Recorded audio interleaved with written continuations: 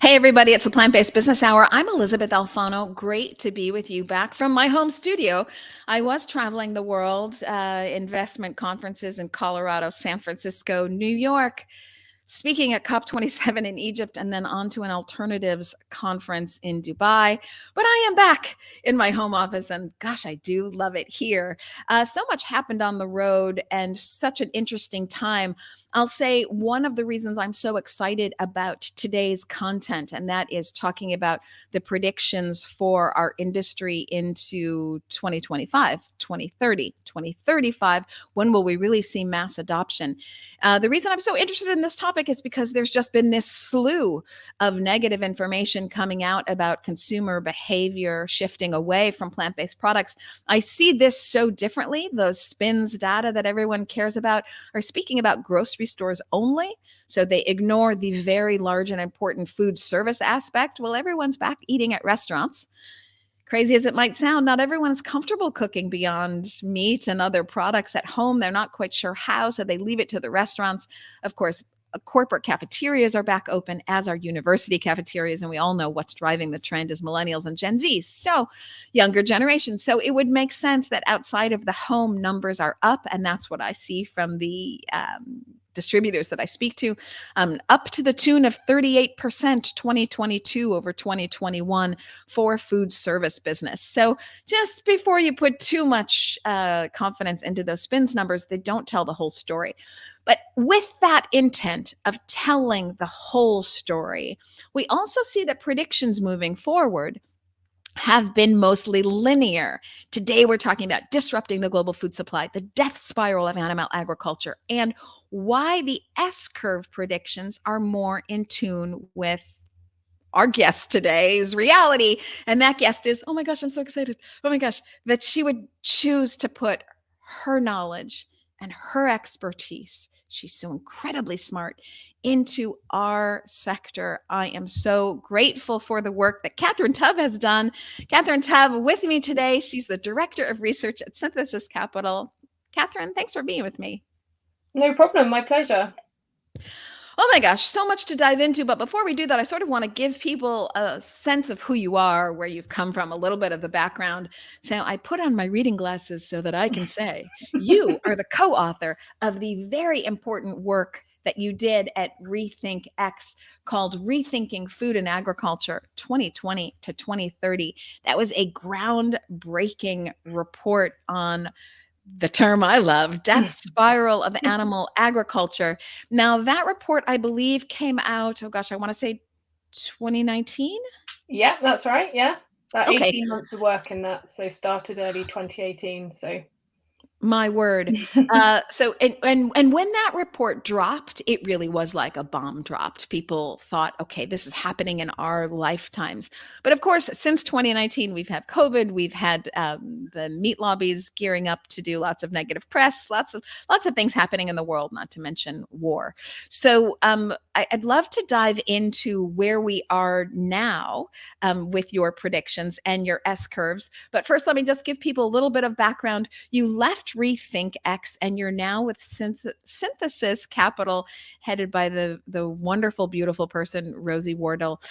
Maybe you can tell me how Synthesis Capital came to be, and just to give people a background and understanding. Sure. So Synthesis Capital started. They launched their fund about a year and a half ago, and they've raised $300 million US or over to invest purely in the alt protein space. And it really came about because they realized there was a gap in the funding market for kind of Series A and B. And Costa and Rosie, who are the founders, and with David Welch actually from the GFI, wanted to bring their expertise into that sector. So they spun out, and yeah, I think launched it a couple of years ago and closed it quite recently. So yeah, it's amazing to be with them. They were very instrumental in helping me kind of gear up on the space when I was writing the Rethink X report. So I was really honored when they asked me to join them. So, And is that how you came to Synthesis Capital? You were wooed away? Yeah, something like that. So I think the idea of just wanting to bring a bit more top-down knowledge to the space, and in a fund that's very focused on kind of alternative proteins and their enabling technologies, it's quite key that we still understand what's going on in the wider world, not only with food but other disruptions. So I think they felt that could be quite additive to the team. So I'm really happy to be there. It's a great team. Yeah, what a wonderful team. David, I know, and he's been on this show actually. Costa, I've never met yet, but Rosie was at the VegTech Invest party at the New York Stock Exchange when we launched. So just a wonderful team, and bringing so much knowledge and so many dollars and investment dollars to the sector. We'll see that investment, of course, drives innovation key to the growth numbers that we're going to talk about today. So maybe we should dive into what I'll say is a Rethink X Catherin Tubb Synthesis Capital major knowledge drop, in that linear curves of prediction are not as accurate. I don't want to put words in your mouth, so you correct me, as S curves. Is that accurate? And then we can dive into what that means. Yeah, I think a better way to think about it is that adoption always happens via an S curve, and what that essentially means, it's exponential. So I think generally when analysts and consultants are predicting sectors, they tend to think about it very linearly, but actually that's not how things happen. And I guess a bit of background on Rethink X is quite important at this stage. So that was a technology-driven think tank that was set up by Jamie Arbib and Tony Sieber. And they've actually kind of applied this exponential thinking and framework to a variety of sectors. So I joined them purely to work on the food and ag report, but actually they've been working on quite a few other sectors. So transportation, information, energy more recently as well. And they've kind of released a big book called Rethinking Humanity, which is definitely a massive kind of knowledge bomb for anyone interested in reading that. So, but yeah, this idea really of the idea that people just don't predict things exponentially. And you know, when you don't predict things exponentially, you kind of fail to miss some of the big changes that are happening, and that can be quite detrimental. I think it's really important that you want to make sure you understand those technology disruptions and mitigate for any downside risks, and really embrace the upside possibilities of that technology. So yeah, I mean, I think as an easy way to think about it is things like the iPhone. You know, you haven't seen, people kind of assumed that smartphones, I think there's a famous study by McKinsey who were asked to predict the number of smartphones or mobile phones, I believe in 1980 in the year 2000, and they kind of got it massively wrong. And that's because they just kind of assumed it was this like linear adoption, and actually sometimes technology offers you a lot more, hence why you get to kind of exponential growth. I'm going to share my screen because what I'd like to show is not how you get the massive upside wrong. Let me see if I can do this. I want to show everyone here. You can also get the downside wrong, or maybe I should say misread the downside. So hopefully, I apologize to everyone who's listening only on audio podcasts, but I'll try to walk you through it. What we're looking at right now is the synthesis capital S curve. So what we see is that, I don't want to use my cursor. Okay, so everyone just look on your own. What we see is that there's an anticipated slowdown, or perhaps I'm not using the right words. It's a calculated slowdown or a knowledgeable slowdown, and that it's a normal part of an S curve. And you see that we're in this slowdown now, and we will be until everybody pull out their glasses, but like 2030, maybe even 2027, and then into the 2030s, you're really seeing this massive exponential growth that you wouldn't get with a straight line. So if you imagine a straight line going through an S, the first part of the S will be below that straight line. And so you're seeing lots of newspaper articles now saying, oh my gosh, is it dead? Is it over? All this kind of things, which make for great newspaper articles or website articles, whatever articles, but not really telling the whole story. And that's a natural part of the curve, which then has overgrowth, if you will, that again, you wouldn't predict in a straight line from left to top right. Is that how to look at it, Catherin?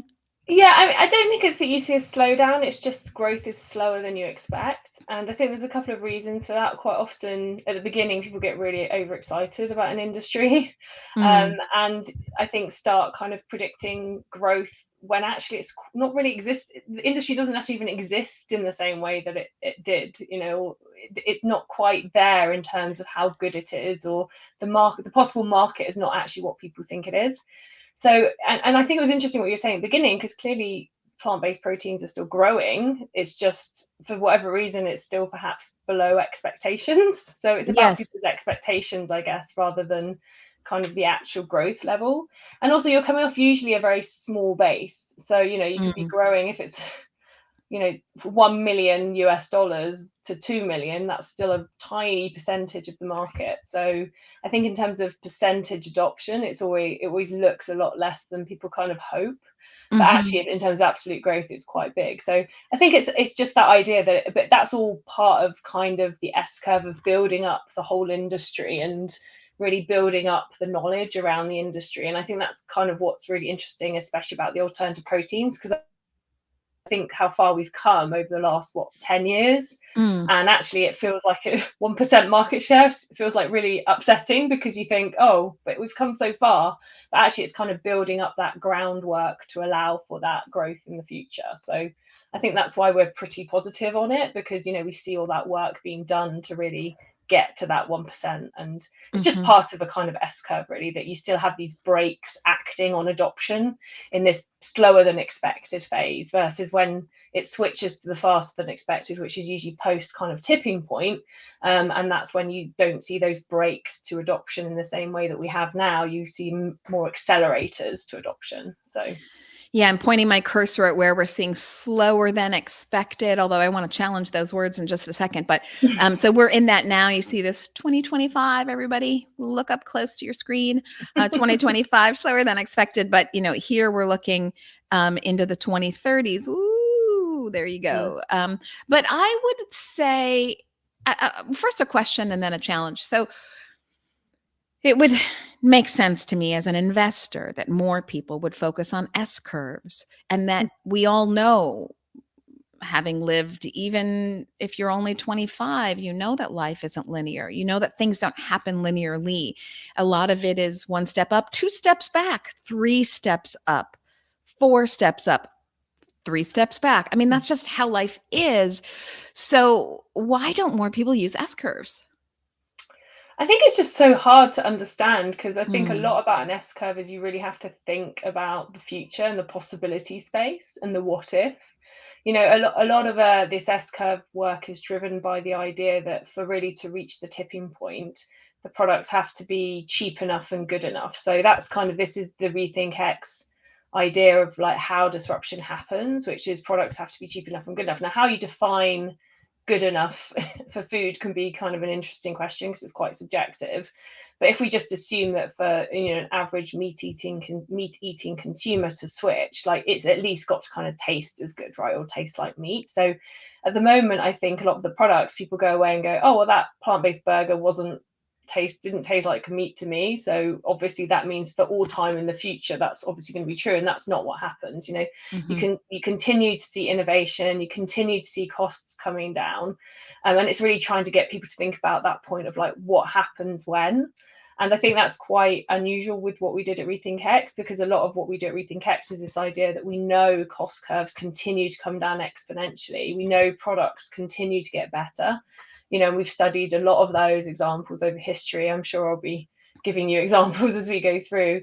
And what happens at that point when that disruption happens, it's kind of a whole systems change. And I think trying to change that discussions, what we did try to do at Rethink X, to like not what if, but when, kind of changes and reframes the conversation, which I think is really important with this space, because ultimately there's going to be a massive change to the food system, and we want to make sure it's a positive change.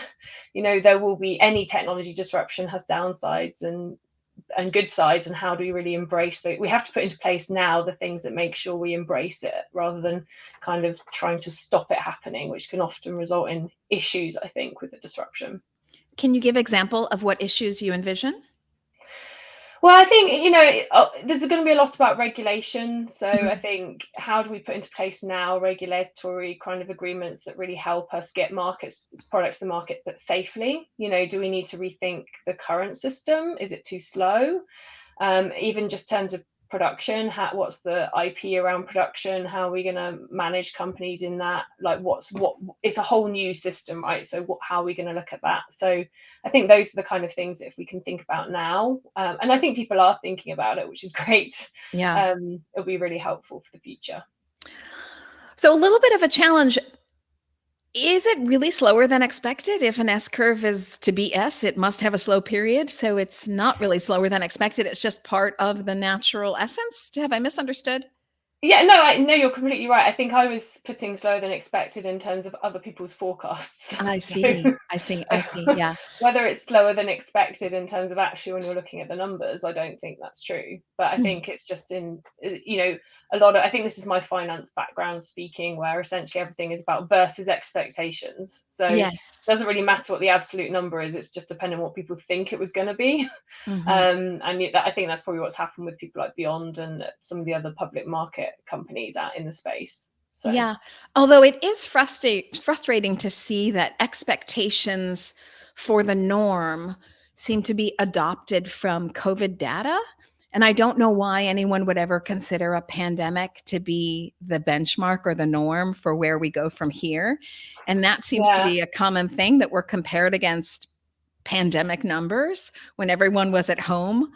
It makes no sense to me. So I think of that aberrational year as not really being that relevant for the stage of our growth, except to note that when people take their health seriously, they take their health seriously. That's the biggest thing I take out of COVID. And they research and they get online and they don't believe rhetoric. So you better get your labels transparent. I'm not speaking to plant based, I'm speaking to meat and dairy. You better get your labels and your carbon footprint to be in line with what consumers want, because that knowledge is coming. Hopefully, we do a little bit of that knowledge drop here on this podcast, but more importantly, consumers, they'll get out there and they'll Google for their health and they'll Google for the health of the planet, and that's coming big time. I Um, think a lot of it happened to trialability as well. Like people were stuck at home and they wanted to try something different. They couldn't go out. So how do you kind of change up what you're eating and really experiment with your food? I think was part of it. And I think, yeah, I mean, you're right. This in a few years' time, people will look back at that data and it will just be like, oh, that was the little bump of yeah, COVID. But unfortunately, there's this moment that everyone's getting quite obsessed by it. So yeah, and they're only getting obsessed by the grocery store numbers. I started this podcast by saying, well, wait a minute, where's the food service number, people? yeah. So, I do think there is an important point, though, the fact that the products still aren't cheap enough and good enough for mass market adoption. I think that is a key point that we should take away, I'm less worried about that, though, because I feel like, okay, this is kind of what we're trying to invest in. This is what people are trying to do. They're trying to make these products cheaper and better, and we're not there yet, right? And I think that's an important takeaway for people to get from this as well, that actually the kind of the addressable market that people maybe were thinking plant-based is not quite there yet. It's maybe a lot smaller because it was kind of more aimed at the vegetarians and the vegans, but as we kind of move into really switching meat eaters over, then that's when it becomes important. yes, this is why I am grateful to the brands like Impossible Foods and Beyond Meat for really going after the meat eater. It's why I express on this podcast my frustration with the vegan and vegetarian community that would come after those companies for saying they don't have great labels, when I think they're not understanding that they're not the target market. The target market is eating something that already isn't good for their health. No one looks at a hamburger and says, oh gosh, that's the pinnacle of health for me.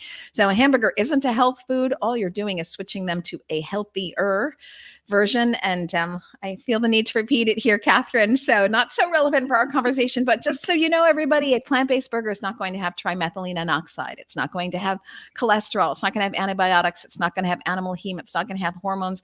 And it is going to have a little bit of fiber, meat having no fiber whatsoever. So that meat label that isn't obligated to tell its ingredients, like adding saline or adding antibiotics, they do have risks to them. And a plant-based burger, while not a carrot, pretty obviously not a carrot, it is a step in the right direction. And why shouldn't that meat eater be allowed the choice? Consumers love choice. Why shouldn't they have the choice to choose healthier from time to time? So we talk about it a lot here, but I think it's really positive. I think I think actually it's good that the alternative protein industry is under scrutiny, because as we talk about with the S curve, at some point you'll see a switch in the system, right? That actually the tailwinds are on the alternative proteins, and the brakes are really on the traditional agriculture industry, and suddenly what you'll see is people producing beef will have to say, well, what's in their burger?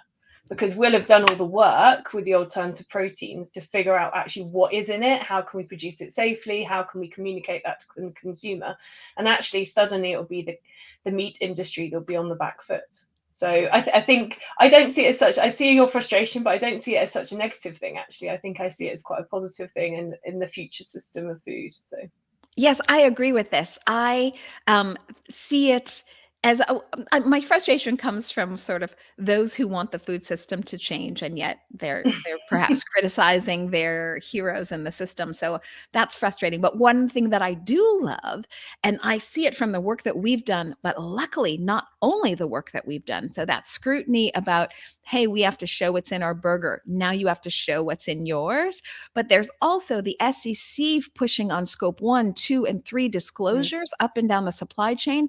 No longer are companies, be they meat or other, going to be able to dump their external costs onto society, and we will have to pick them up. I'm talking about external costs like emissions from methane or methane emissions, eutrophication of water, deforestation. Right now, animal agriculture doesn't have to pay for the costs of pandemic risk to society, for example. They're no longer going to get away with not paying those costs. No one pays attention to shifting their product lines until their bottom line is impacted. And I think it's going to be cheaper to shift the bottom line to plant-based and alternative proteins than it is going to be to stay with the external costs that society is going to impose. At least that's what I hope. Yeah, again, I think this ties in perfectly with S-curves, the idea of these brakes and accelerators to adoption, which is really when you see that exponential change. The moment we've got all those brakes in the plant-based movement from supply, regulation, demand, but at some point that switches and they become accelerators, and you see those same brakes happening into the traditional animal agriculture sector. Suddenly no one wants to invest because exactly what you say, suddenly they'll all be expected to factor in externalities, and that's really what leads to the death spiral. So all these things you're outlining are really why we will see a death spiral to animal agriculture because of that system flip, which happens in the latter half of the S-curve. So death spiral to animal agriculture in my lifetime. There's a bit of joy for you, everybody. Okay, there's so much I want to talk to you about: price parity, price parity, price parity. But before I let you go on this topic, how important for you, Catherin, and maybe even Synthesis Capital, is shifting policy, or are you just letting markets do their thing? So I'm talking about politics versus the market. yeah, no, we're not involved in the policy. We're purely investing in the companies. But I mean, I think obviously we track it. We're not trying to advocate, I guess, at some point, but we're quite market believers, especially. Well, I'm definitely a market believer. So Me too. Me too. Okay, so market forces, obviously nothing moves the needle like the price tag. So I was shocked, and I had to read it a couple times.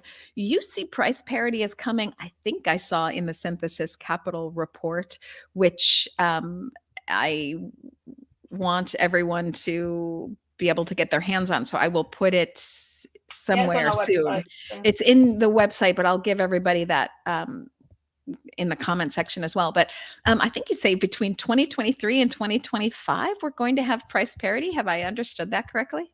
Yeah, I mean, this is actually comes from not only the report I did with Synthesis, but actually Rethink X. So the two main parts that we forecast for Rethink X is really about the cost coming down. So, and then also the adoption cycle. So I'd say they're the two main forecasts that we did. And then also I think the BCG Blue Horizon report also put price parity at 2023, 2025. So I feel like this is kind of a quite understood number in the market. Now, obviously it depends what you mean by price parity, right? Because I think what we are seeing already are products in the market in terms of available to the consumer. So arguably to businesses, this is at cost parity. And we kind of said it was about $10 per kilo in terms of protein costs, because that's kind of feels like when that's the really animal bulk protein cost. But obviously how that's used within that is very different. And I think hybrid products are going to be core to that as well, right? So if we think about to the consumer and the cost, and actually you may not be buying 100% of that technology, it may just be 10% or 50%. But I think that's, all part of how we're going to see this disruption unfold. So yeah, I think when we start seeing those products at cost parity, that's really interesting. It's very interesting because, most people walking through the grocery store don't analyze it like you and I do. They look at the price, maybe they look at the label, but we're not even sure. They put it in the cart and they move on. So, and I want to make sure I understood you. So, uh, as we head into 2023, are you talking about some things having price parity, like frozen plant-based I think as grounds well it might be a only? Or slight difference of how we're talking about it, because I'm thinking more the please, cost parity in terms of production, which isn't necessarily the parity when it comes to the consumer buying it. I Because I see. think some of these Thank you. companies clearly need to make a margin, but actually the cost parity will definitely be there. I think you'll see some products at cost parity because ultimately businesses generally have more or less of a kind of error for margin there, and they will only put products on the market if they can either be at parity or very close to it. But I think, yeah, in terms of actually production, I think the costs are definitely going to be there. But whether we see it as a consumer, I don't know, because I arguably see. still have a premium for being an alternative product, as much as the companies in the space are being admirably taking their prices down. I see. So help me understand that. I'm surprised that even the cost of production is at price parity, given some subsidies for meat and dairy. My understanding is about 38 billion, and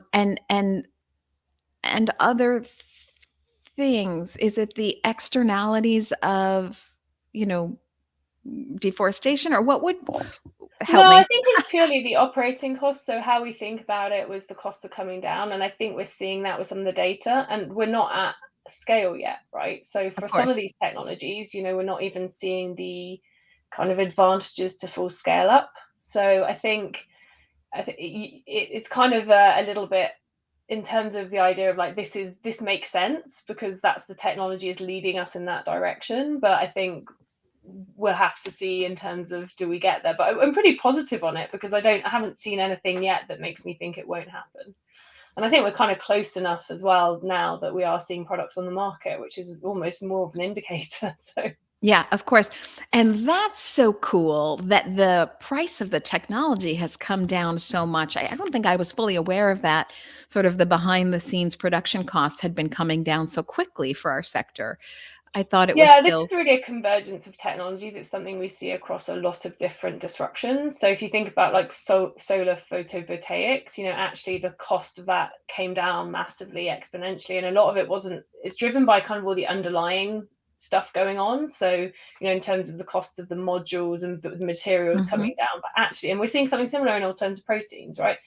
Cultured meat, I think it's really interesting to me the number of companies that have started up in the space. I think at one point, I think there might be close to 1,000 companies That's in amazing. CPG across kind of CPG plant-based all the way through to cell culture, but also starting up in spaces like how do we make growth factors for cell culture media, right? So it's not just kind of innovation you're seeing purely in those CPG brands, but across the whole value chain and the whole space. And yeah, I mean, I feel like in terms of bioreactor design, you're seeing new companies coming into the space in terms of strain engineering, kind of everything. And I think that's part of the ecosystem of innovation, really helping bring costs down. Mhm. So I'm not worried about innovation in the space. I feel people are really taking this bull by the horns to really help that. But yeah, certainly the data we're seeing is that's all kind of helping bring costs down for sure. But Well, it's hard to tell because we haven't got a commercial scale facility yet for cell culture. So yes, right. But precision fermentation, you're starting to see at mm, least Mark Warner's Liberation Labs and others, I believe, and even with the help of companies like AB InBev and their fermentation knowledge and expertise, lending it to our space, you're starting to see that come with precision fermentation. Or do I have that wrong? no, you're right. And I think a lot of this people haven't tried before. They haven't said, oh, can Yeah, we, actually change a beer brewery right. to a precision fermentation? And whether it works or not, we don't know. But ultimately, people are now kind of really innovating in that space and trying to figure out how we can do things better. So I just don't think people have really applied that knowledge before. So, that's part of, I guess, innovation exponential. I'm a bit worried I'm coming across as flippant, and that's not how I mean it. I just feel like because You I are see so so much confident. exponential improvement, and it almost seems so obvious to me that we see these scientific and technological changes coming down in cost and improving that maybe it just feels inevitable to me. So, Yeah. but I appreciate that sometimes you need to be persuaded. So I love that you're so confident in the inevitability, which is just so beautiful. Let me see if you're still thinking along the same lines, or if our economic woes have pushed your timelines at all. According to your report, you can look at it if you go to synthesis.capital and then scroll to their insights page. And I'll also put the link in here. But you're looking at around 2027, 2028, we'll have 10 to 15% adoption. And that's how you define a tipping point. And you'll see that So I think exponential growth in the 30s. Yeah. exactly. So I think the tipping point we're saying is between like 10 and 20%. We kind of foresee that really late 2020s, early 2030s, which is a bit later than the Rethink X report, I should note. And I think that's kind of what we see as like the adoption really kind of kicking in at that point. So yeah, and that's what we're still thinking for sure. Is for the late, I'm sorry, I was doing some tech things behind the scenes. Is for the late 2030s? No, late 2020s, early Oh, sorry. 2030s will be when we'll see that tipping point come in between 10 and 20%. So that's kind of, again, from our studies at Rethink X of various disruptions.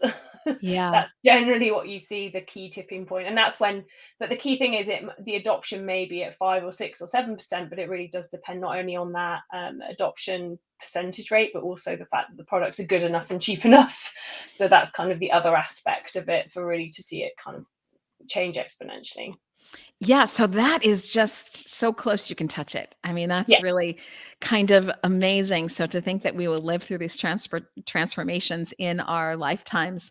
But that brings us to innovation, and as you say, bringing down the price and all these things that investment does for the sector.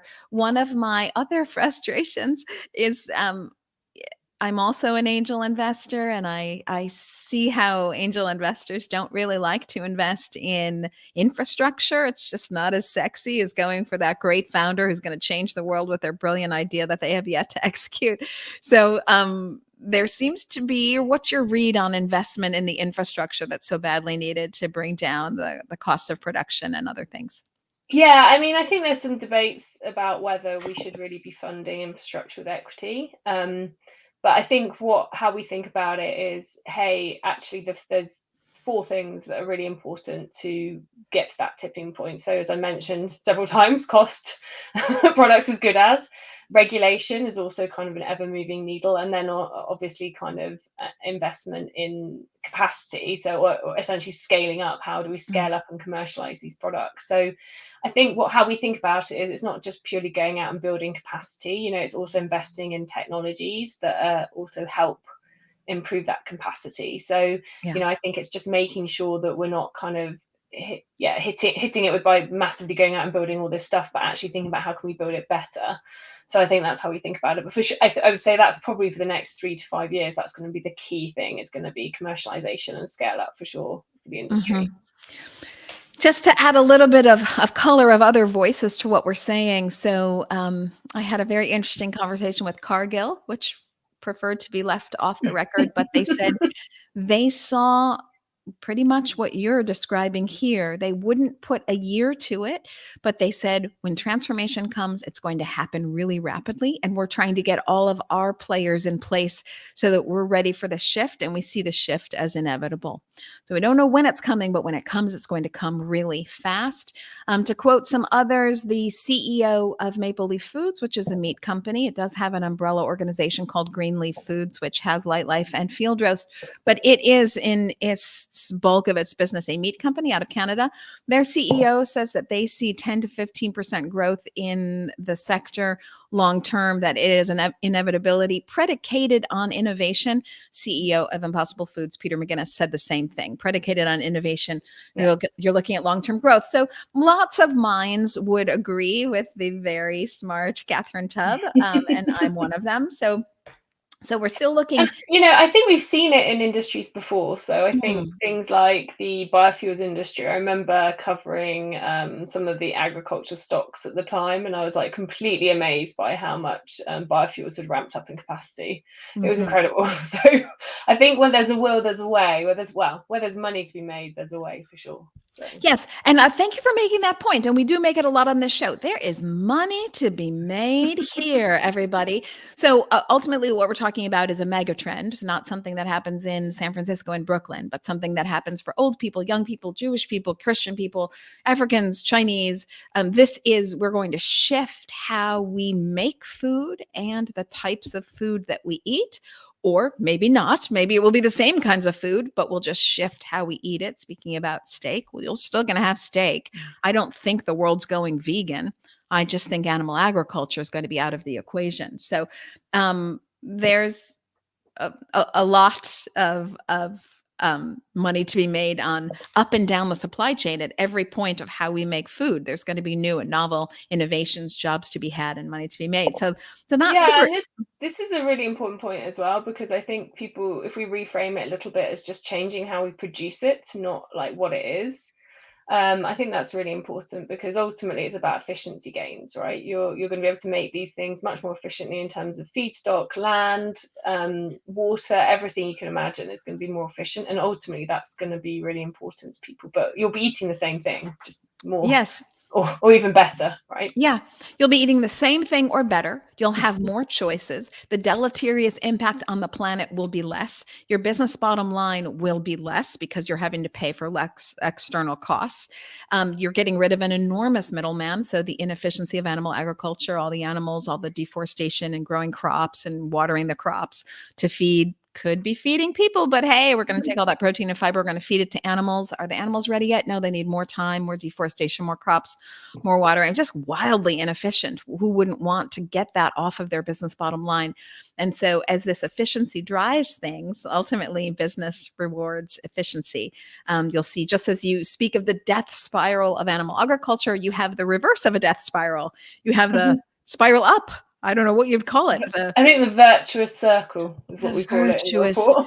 of course you do. The virtuous We call it virtuous circle. and vicious. I think in the Rethink X report we said virtuous and vicious cycles. Ooh, So yeah. spicy, virtuous and vicious. Essentially, again, it's just part of like the more you do something, the better it gets. The more you're used to doing it, the easier it is. Yeah. Yeah, So the less it costs, the more it's adopted, exactly. et cetera. But, we don't shift our global food supply system in a vacuum. So I'm wondering if you have any thoughts on when we do have this massive transformation, what else? What other sectors will be impacted, or how do you expect consumer behavior to change, or is it the exact same stake they always had? Or how, I don't know if you have any insight into this, but how do you see the world changing when you change something as major as food? So I guess at Rethink X, they based a lot of their work on the idea that we're seeing shifts in these 5 foundational sectors. So Mm, information, which arguably we've kind of seen already, has been really a driving force. Then also transportation. So they wrote about that in 2017. And that was really the idea that we're going to shift to transport as a service, which I think is now a phrase we kind of understand. But the idea of autonomous cars with mhm, electric vehicles kind of shift the whole system. And then the other one is energy. So Rethink X have written extensively about solar wind battery, the disruptive ability of that, and how we change our energy system. And I think part of the remit was the idea of actually these things don't happen in vacuums. They're all driving each other. They're all impacting each other, and that's really important as well to how we change the food system, right? I think one of the pushbacks we see with some of the newer technologies is the idea that they're going to be quite energy intensive. And they may be, but if you're getting energy from the sun through mhm. solar wind battery and renewable sources, does it necessarily matter as much? So I think there's kind of like, again, it's thinking about these other disruptions happening, the ripple effects of those and how they feed into each other. And Mhm. there's, yeah, again, other impacts in terms of transportation and food if we think about that overlap. So one of the things we talked about in the Rethink X report was this idea that the whole system could actually change. I think one of the main things, and perhaps one of the more interesting implications, is the idea that suddenly you go from this very centralized production system to one that's quite localized. Yes. What does that mean? Like, if you're basically can produce product anywhere, like how does that impact kind of geopolitics, Yes. socioeconomics? There's like kind of these huge, massive ramifications from that. And then things like transportation, a lot of ships and cars and lorries are used to transport agricultural products, but suddenly you may not need that anymore. So there's kind of all these ripple effects happening that overlap and clash, and waves often like make each other bigger but also cross each other out. So kind of thinking about that whole system, and I know that's what Rethink X are working on a lot at the moment, by the way, so people should check out the Rethink X website as well and their blogs for some of the really interesting stories there.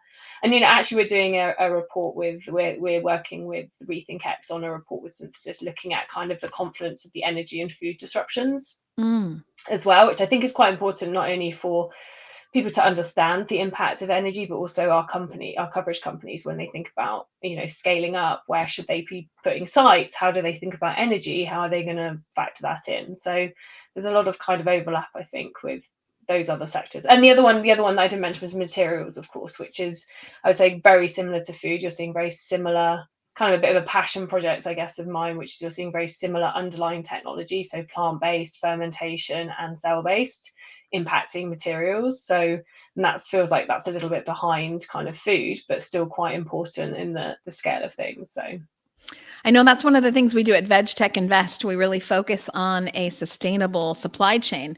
Now, primarily that's food, but that's, 20% of what we focus on is materials as well. Ultimately, we're replacing inefficiencies and cruelty in the supply chain, period. And that's food, but that's also materials. And I think materials are right behind food, as you mentioned, and that's very exciting.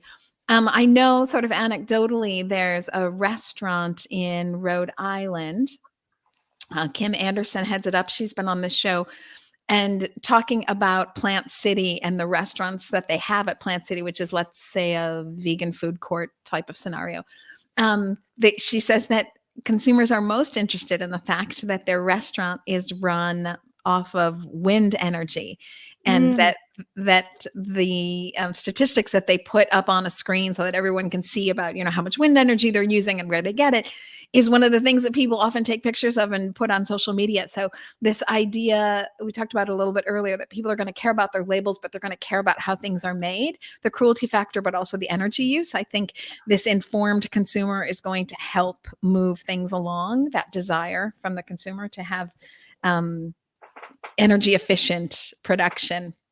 Yeah, and I think it's really, again, it's a way of reframing that conversation a little bit into, okay, well, what if energy were free and abundant, which is something we talked about at Rethink X a lot. Like, how does that impact things? Well, suddenly you can have underground farms, you can have vertical farmings. It kind of opens up this, we call it a possibility space, which is like, what can you actually do in the future when technologies continue to improve and get cheaper? So I think there's kind of all these options of what we could do if there's better energy, better transportation, better materials.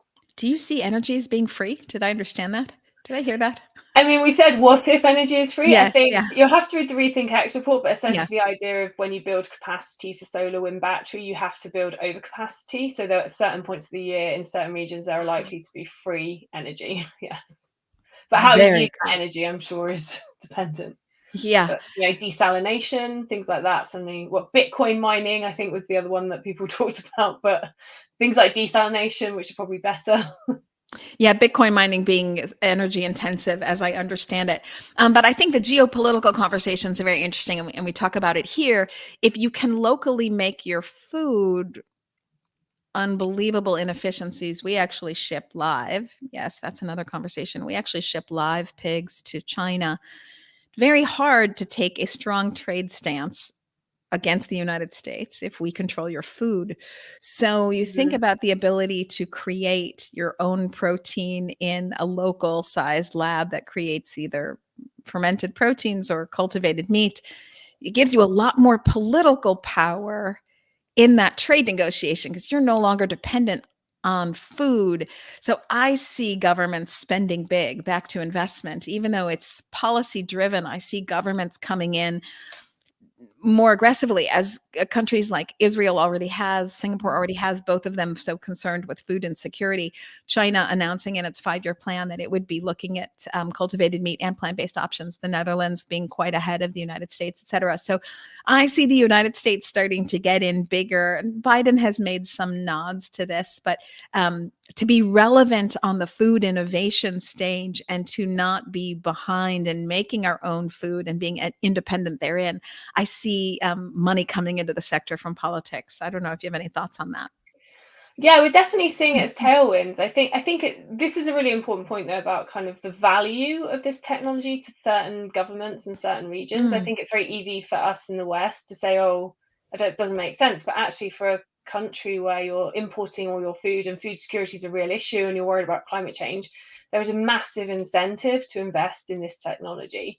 And that's kind of ultimately at the time when we wrote, this is like 3 years ago, remember, which seems like a lifetime. Yeah. But, we felt, look, actually, even if it doesn't make sense for you, and Europe is obviously behind, but if it doesn't make sense for Europe, it's going to make sense for countries like Singapore, Israel, North Korea, even, so there's kind of, China is obviously behind it. So I think there's this idea that the value to one region makes it invaluable is really silly.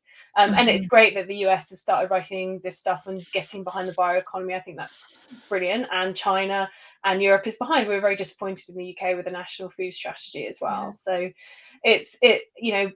countries run the risk of being behind, for sure. And we've seen that again in other technologies. I think, Germany was ahead in solar and then wasn't. It was ahead in EV. There's kind of a lot of countries have to be quite wary, I think, of being too far behind.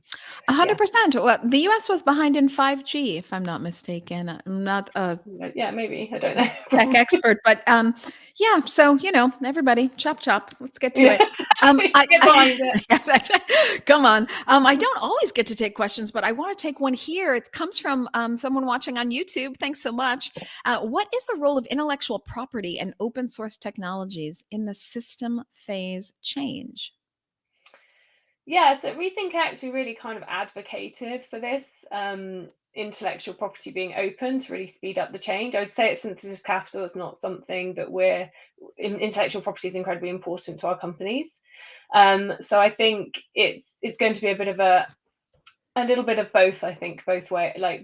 There's going to be some push and pull in terms of what happens. But I mean, ultimately, what happens is if there is too much kind of intellectual property law around it, then it will just be a slower disruption. So it's kind of making sure, or disruption in a slightly different way if it's owned by certain companies, because maybe the price doesn't come down as quickly. So there's definitely some balance to that. But yeah, for our companies, it's really important because they need to have that IP to protect what they're doing. So yeah.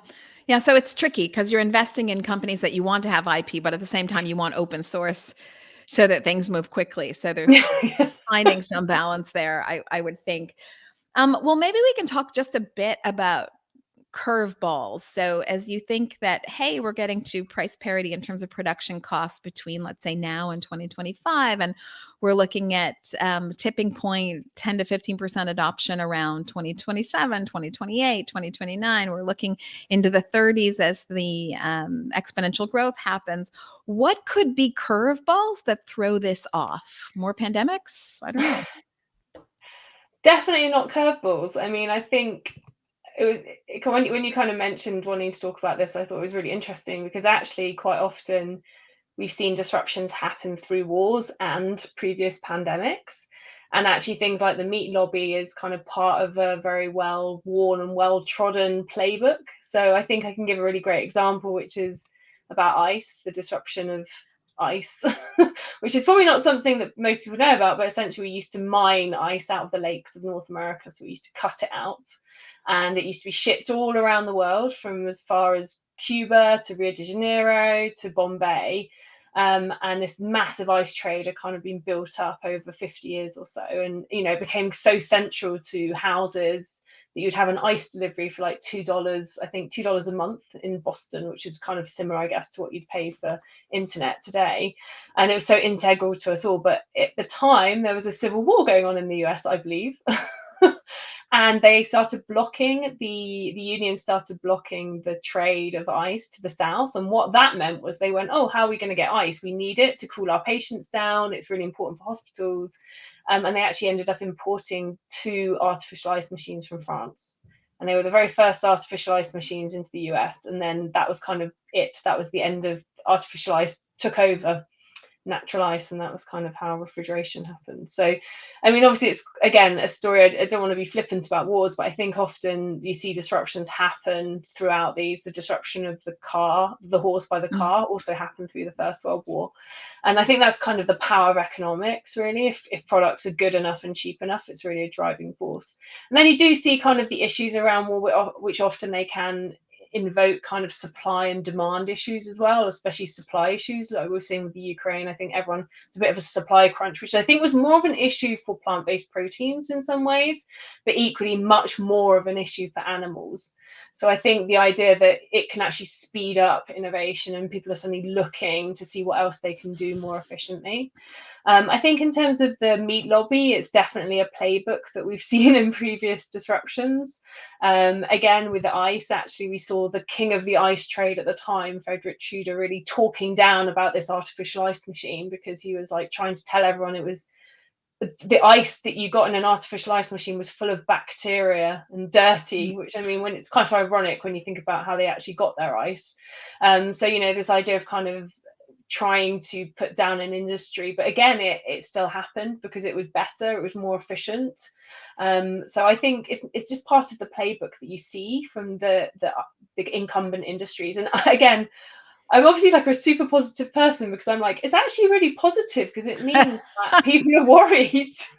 People are worried about this industry, right? It's really invoking people to care. It's not that they're dismissing it. I think genuinely the threat of the new industry is really worrying people in the incumbent industries.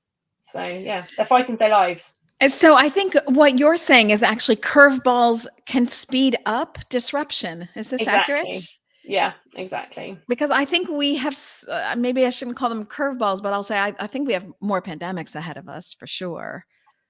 Yeah, I think, definitely. yeah. I mean, you know, everyone says that the pandemic was like an earthquake, inevitable. So it was Yes, just right. when it was going to happen, we didn't know. So I think, yeah, you're right. I mean, I think, and that's just going to, I mean, the pandemic shone so much of a light on our food system, I think, that I haven't seen as much light as that being shone for a long time. And I think really showed the inefficiencies and the stresses with it. And so I think we'll continue to see that as well, for sure. Yes, and it showed it in more ways than I even thought the public was ready to receive.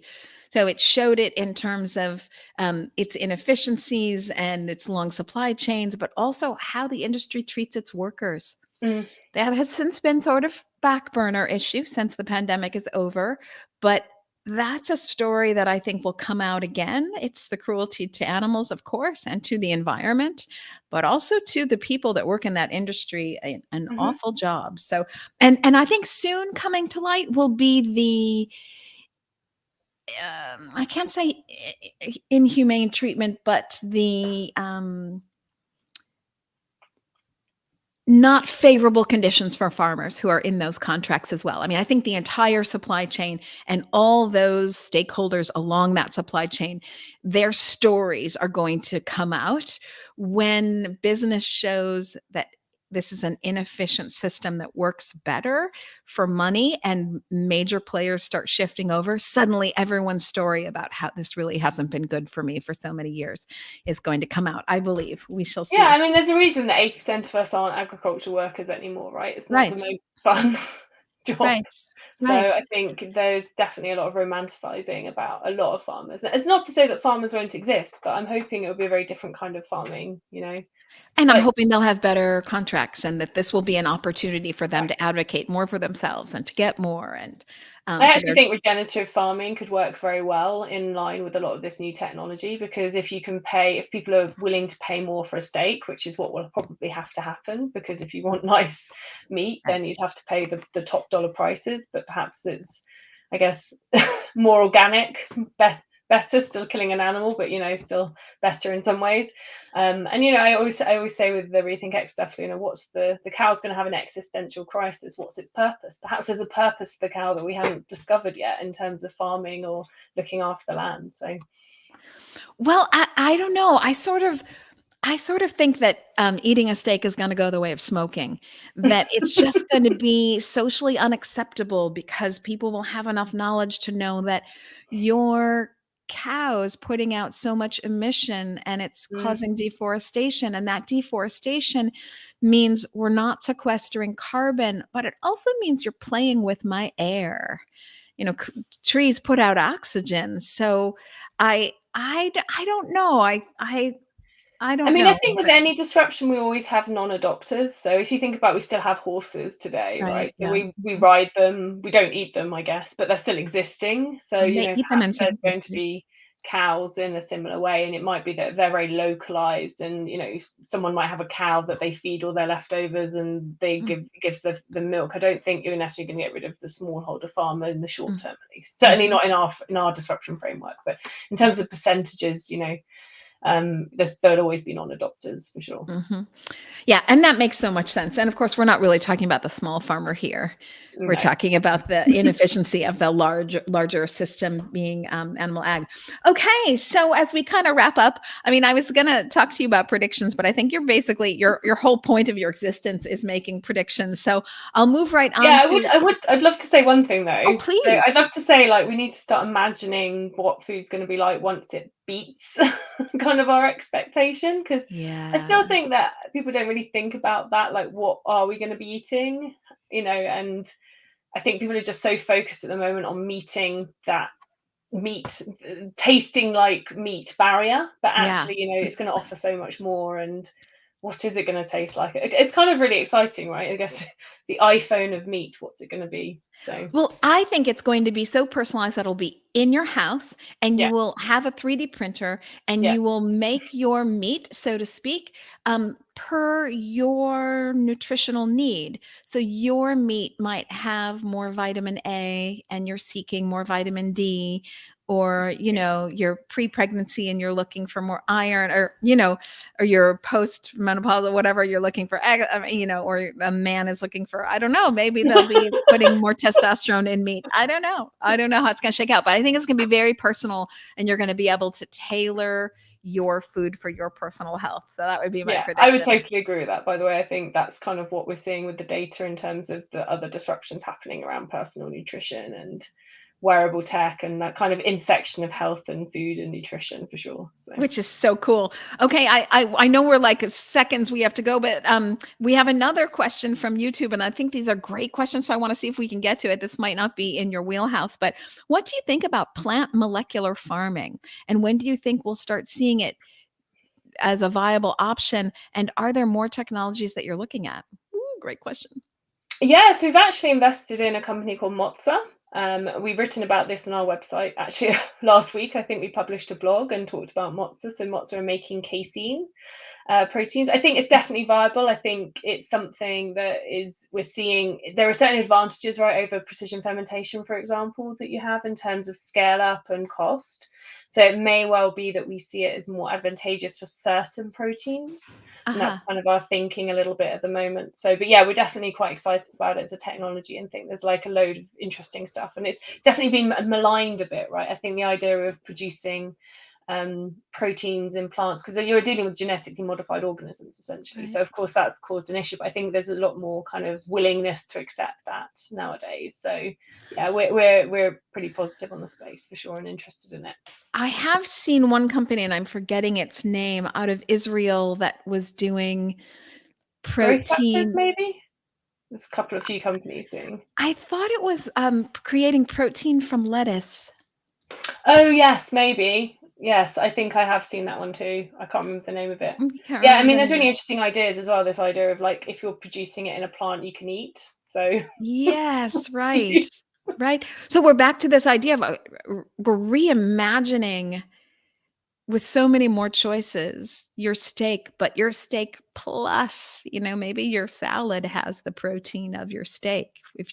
I mean, exactly. just really, it's a creator's dream and a consumer's playground. I mean, consumers Yeah, love choice, just walk down the chip aisle. It's like, oh my God, salted, unsalted, whole wheat, not wheat, square, triangle. It's it's tall in a can, it's loose in a bag. I mean, how many options of chips can you have? And yet look at an aisle dedicated to it. So consumers love choice. As we wrap up, I'm wondering, you can change the time frame here. What do you wish you knew 10 years ago that you know now?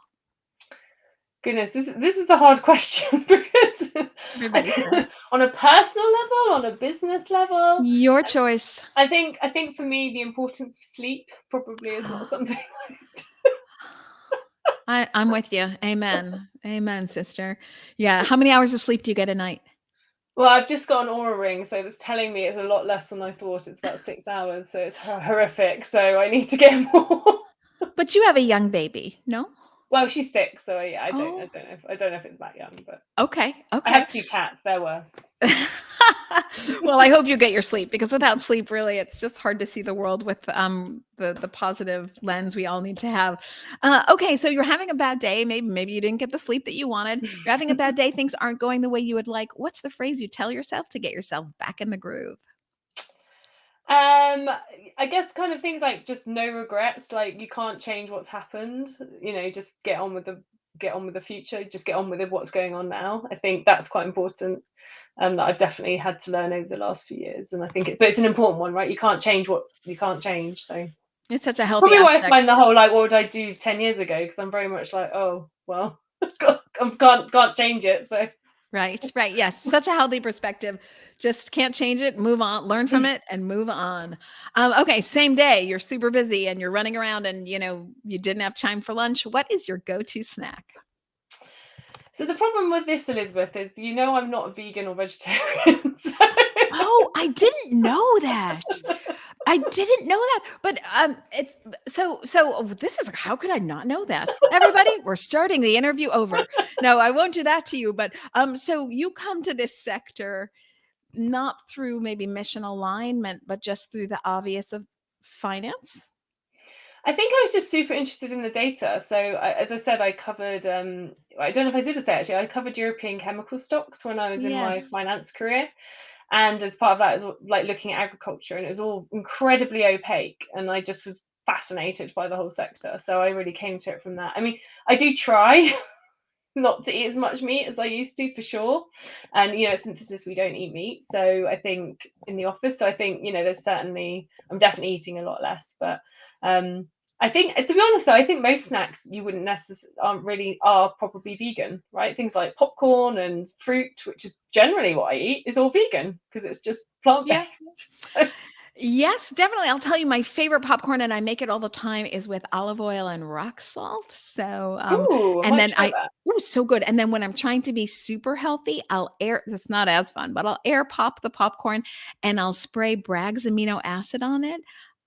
Do you know what Bragg's amino acid I, is? I don't know if you get it here, but it's probably It's salty, like is it? it's Salty salty. umami. Yeah, yeah, salty umami. It's really good. And then I'll put some nutritional yeast on it. That's super fun. And then I'm a big peanut butter and apples fan. So Oh yeah, that's that's good. almost like a meal, because it's so I heavy wonder with if the peanut butter. Marmite. But Maybe I could whip up some Marmite and put that on the popcorn. I bet that's nice. why would anyone do that? Oh my word. Not vegan and likes Marmite. I don't know, Catherin. That's I it. mean, Turn off the interview. Marmite is one of the most disgusting things I've ever had. I'm so sorry. I'm so sorry. I'm so sorry. I've tried. You love it It's or hate it. It's sure. It's true. I think of it as Australian though. Is it British? I think they've had Vegemite in Australia, and then we have Marmite. But it's basically the same. It's like yeast extract. So it's like the bit left over from corn, essentially. Isn't that interesting? Yeah, I've never, okay, an acquired taste, everybody. And you see, this is why consumers love choices. Some people want Marmite and some people really don't. So we will end our conversation there. I want to thank you, Catherin, for being the market that we care about, that flexitarian market that's kind of cutting back on their meat, and they're just working in some of the choices that we know and love for the environment, for animals, for finance, for all these great, wonderful reasons. So you are the market everybody cares about, and you are certainly the large market. So thank you for shifting a little bit and for really putting I'm all of your, trying. I know you are, you're doing a great job. And for putting all of your energy and expertise into these knowledge drops that everybody can get on the website of synthesis.capital. So there's no .com or .org. It's synthesis.capital. And if you go to the tab Insights, you're going to find it there, and it will be in the show notes. This wonderful S curve, it's kind of building off of the work from Rethink that Catherin did with Tony Seba, kind of rebuilding that to show where we are now with the S curve and what you can expect as early as 2023 to 2025 for price production parity, 2027, 2028 for a 10 to 15% adoption, which would be awesome. And then into the 30s for that exponential growth. So everybody listening here, it's in your lifetime. So very exciting. And we're so happy to have you here, Catherin. I hope that you'll come back for your next report. In fact, when is your next report? What are you working on now? We're working on a joint piece with RethinkX on energy, as I mentioned, and the intersection of energy and food. And just generally, you can expect kind of blogs fairly frequently on the website. So just That's awesome. Sure to sign up there. So everybody knows where to go. You can sign up VegTechInvest.com. You can get our newsletter. You can go to synthesis.capital, get their newsletter. And of course, you should subscribe right now to the Plant-Based Business Hour and share it with your friends. It's been an awesome interview, Catherin. I want to thank you so much. I hope that you will come back. Catherin, don't go anywhere. Everybody else on Facebook, Twitter, YouTube, LinkedIn, thanks for being with me. And I will see you from my home office next week. Bye, everybody. Bye.